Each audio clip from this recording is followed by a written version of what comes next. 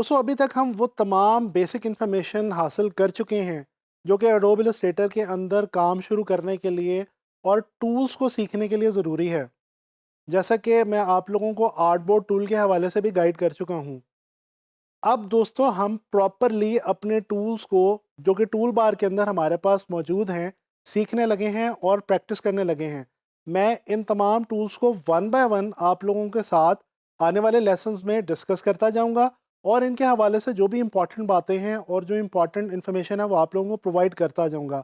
करना आप लोगों ने ये है कि आप लोगों ने इन टूल्स को मेरे साथ साथ प्रैक्टिस करना है।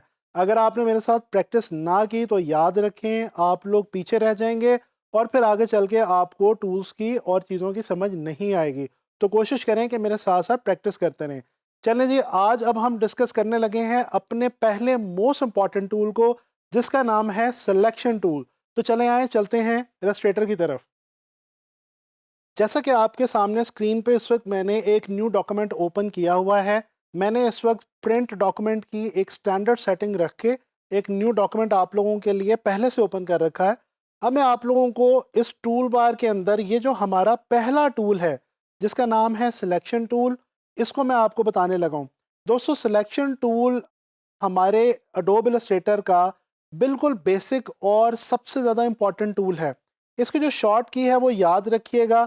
अगर आप कीबोर्ड के ऊपर वी प्रेस करते हैं, अल्फ़ाबेट वी, तो जो ये हमारा सिलेक्शन टूल है ये सेलेक्ट हो जाता है और ओपन हो जाता है। जैसा कि इस वक्त आप अपने सामने देख रहे हैं टूल बार के ऊपर ये मैंने सिलेक्शन टूल को सेलेक्ट किया हुआ है। अच्छा दोस्तों, सिलेक्शन टूल जो है वो अडोब इलस्ट्रेटर में हमारे पास 3-4 बहुत मेजर और बहुत ही इंपॉर्टेंट बेसिक से फंक्शंस को फुलफिल करने के काम आता है। इन फंक्शंस को समझाने के लिए मैं क्या करने लगा हूं कि मैं एक और इसी टूल बार में से एक और टूल ले रहा हूं। शेप टूल में से मैं आप लोगों के सामने एक शेप जो है ये ड्रॉ कर रहा हूं। जैसे कि आप इस वक्त देख सकते हैं कि मैंने आप लोगों के सामने स्क्रीन के ऊपर एक स्क्वायर जो है ये ड्रॉ किया है शेप टूल की मदद से।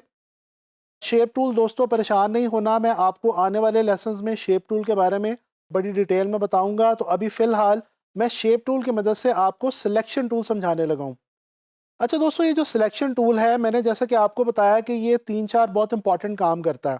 वो काम क्या हैं, वन बाय वन ज़रा उन कामों को देखते हैं। दोस्तों ये देखें, ये जो सिलेक्शन टूल है इसकी मदद से सबसे पहला और इम्पॉर्टेंट काम हम ये कर सकते हैं कि हम किसी भी ऑब्जेक्ट, किसी भी शेप को हम सेलेक्ट कर सकते हैं। जैसे कि ये देखा आपने, अभी इस वक्त ये जो मेरा स्क्वायर है ये अनसेलेक्टेड है। जैसे ही मैं इसके ऊपर आके ये जो इसकी बाउंड्री है या इसके शेप के ऊपर आके मैं क्लिक करता हूँ सिलेक्शन टूल की मदद से, तो ये चीज़ सेलेक्ट हो जाती है। दोस्तों ये जो आप देख सकते हैं कि ये जो मैंने स्क्वायर को सेलेक्ट किया है तो इसके इर्द गिर्द एक ये जो बॉक्स सा बन गया है। अगर मैं आपको मज़ीद आसानी से समझाने के लिए यहाँ पे एक सर्कल को भी सिलेक्ट कर लूँ, ये देखें मैंने एक सर्कल भी ड्रॉ कर लिया ताकि आपको मैं ज़्यादा आसानी के साथ समझा सकूँ। अगर मैं सर्कल को भी सिलेक्ट करूँ तो आपको पता चलेगा कि इसके इर्द गिर्द भी, सर्कल के इर्द गिर्द भी एक ये स्क्वायर सा आपको ब्लू कलर का, लाइट ब्लू कलर का नज़र आ रहा है। दोस्तों ये जो एक बॉक्स बना हुआ आपको नजर आ रहा है इसको हम कहते हैं बाउंडिंग बॉक्स। ये जो बाउंडिंग बॉक्स है ये बेसिकली किसी भी शेप की बाउंड्री होती है। अच्छा, इसके अलावा ये जो यहाँ पे आपको एजेस के ऊपर ये जो एक हैंडल सा बना हुआ नजर आ रहा है ये कहलाता है दोस्तों रीसाइज हैंडल। इसकी मदद से हम बेसिकली किसी भी शेप को सिलेक्शन टूल की हेल्प से रीसाइज कर सकते हैं। तो दोस्तों जो दूसरा अहम काम है सिलेक्शन टूल का वो है किसी भी ऑब्जेक्ट को रीसाइज करना। जैसे कि ये आप इस वक्त देख सकते हैं कि मैं इस वक्त आपके सामने जो शेप्स मौजूद हैं उनको मैं सिलेक्शन टूल की मदद से रीसाइज कर चुका हूँ। ये मैंने एनलार्ज किया, इसी तरह से मैं इनको जो है वो स्मॉल भी कर सकता हूँ।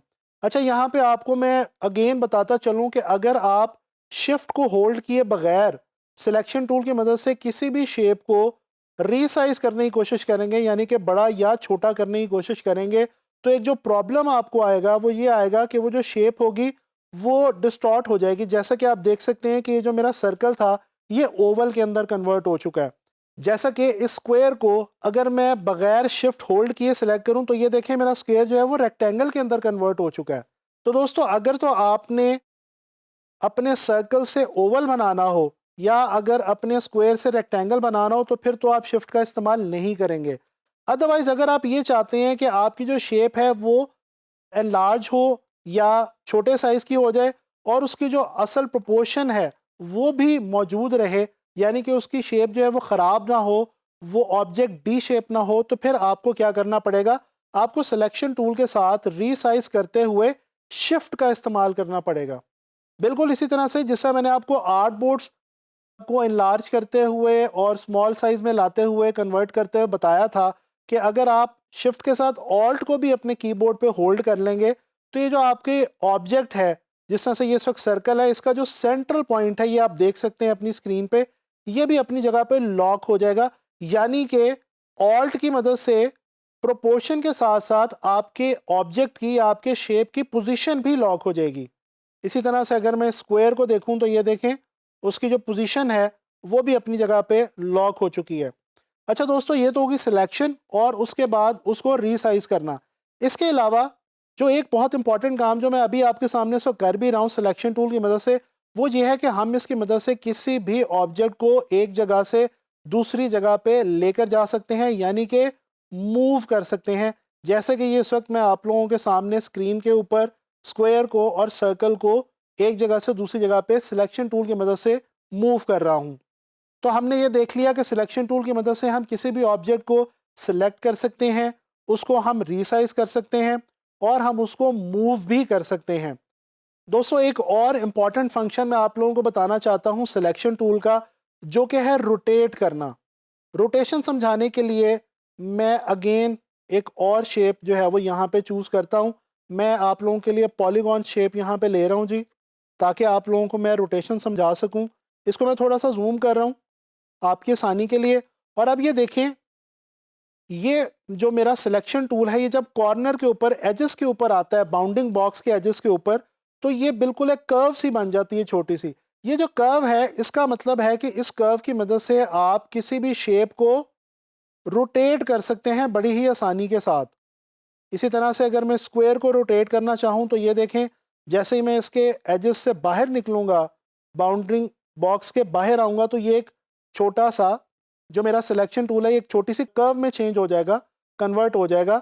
ये जो कर्व है ये बेसिकली काम आती है किसी भी शेप को रोटेट करने के, जैसे कि ये इस वक्त मैं आपके सामने रोटेट कर रहा हूँ इस स्क्वायर को।